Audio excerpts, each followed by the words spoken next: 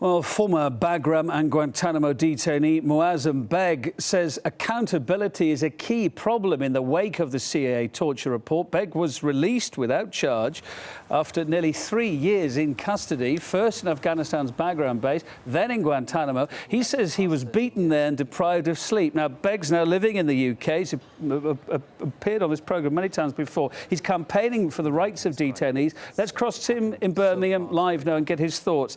Adam Muazzam, nice to see you tonight. How close do you think the cooperation really was behind the scenes, as you see it, between the US and the UK? And could it have been that the UK didn't know about the majority of this? No, they were both working hand in glove. I was at every leg of my journey, whether it was being held in Pakistan by the Secret Intelligence Services along with the CIA, or whether it was at Bagram or Kandahar, which were US military detention sites, or in Guantanamo. I was interrogated by the MI5 and MI6 agents more times than I can remember. And so were the 15 other British citizens or residents, all interrogated by them. In fact, the one who's still there, Shakar Amr, he maintains that his head was repeatedly smashed against the wall in the Bagram facility in Afghanistan while MI5 agents looked on.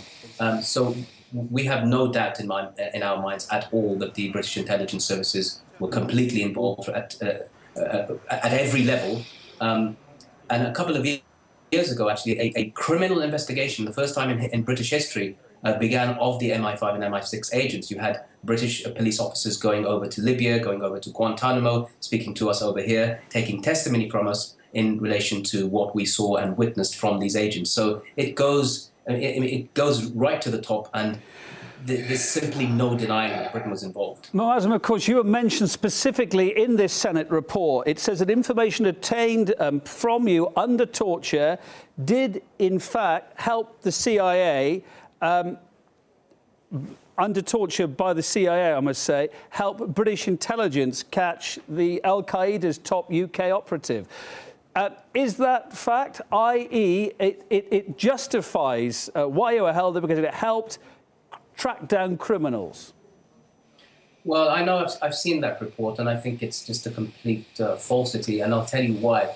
It says that a picture was drawn based upon what I had said, and that picture was then taken and used as intelligence evidence. The truth is that I have no idea what the individual looked like, and under torture you'll say absolutely anything in order to get people off your back. Let's remember, these people... So that mention of you in the report is false, yes?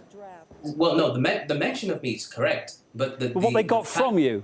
Yes, yeah. What they got from me was from I'm trying to explain to you under which circumstance. They had me in a room with my hands tied behind my back to my legs. They were punching and kicking me. They had a hood placed over my head, and then they lifted the hood up and waved a picture of a woman and children in front of me and said, while there was a sound of a woman screaming next door, which they led to me to believe was my wife being tortured. Then they said that if you don't cooperate with us, we'll send you to Egypt or to Syria. Now, at the end of this process, that's when I said, OK, I'll cooperate, I'll do whatever you want, I'll sign documents, and I did. And this is what numerous people have done in US military custody. Just for me to get this straight, did you or did you not lead them to capture Al-Qaeda's top UK operative? Did you know who this person was? No, I didn't. I didn't know at all. What I did is that they asked me to draw. They asked me to define or to do this sort of a photo fit type thing. And I have no idea at all what he looked like, but nonetheless, at least it got them off my back. And so these are sorts of things I think many people did. It wasn't just me. The UK officials say if any information was held back, as far as they're concerned, from the Senate report, it would only have been if it happened in the interests of UK security. Fair point?